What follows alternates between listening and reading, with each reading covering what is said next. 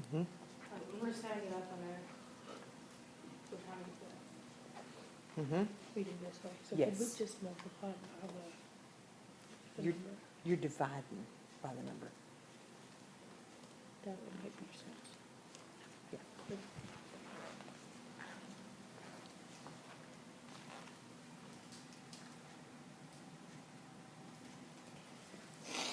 All right, so there's the problem we're working. First thing y'all did is took all your percents and made them grams, right? And now you're converting all those grams to moles using the molar mass from the periodic table for each element.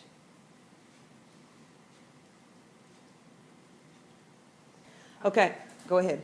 What does it sound? I'm just dividing right now, so. Oh, you're still getting those answers?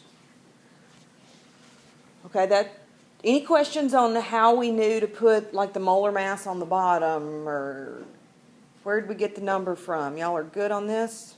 Promise? What's the question? Any questions on how we knew any of that stuff? What's my next step? I've done step one, made my percents grams. Right, I've converted to moles. Now I got to divide by the smallest. Which one's the smallest? It's the oxygen. I didn't label it as oxygen. So that means every one of these, now I've got to go in and divide it by 0.6163. And I'm dividing it so I can get a whole number ratio. Have y'all divided out the carbon? Like 6 carbon? What'd you get for hydrogen? 10 hydrogen. Sulfur, 2. And then, of course, oxygen, 1. We good? That's not bad.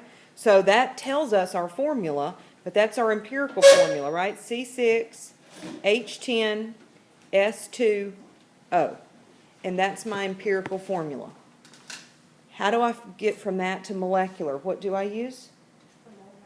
Right. I need to figure out the molar mass of that. 6 carbons, and each carbon's 12.01, plus 10 hydrogens, each one's 1.01, 2 sulfurs is 32.07, and oxygen 16. Has anybody added all that up? Okay, so when you add up the molar mass of this, you got 162.3. Agree? All right, what do I do with that? I compare it to this number that I was given in the problem, 162.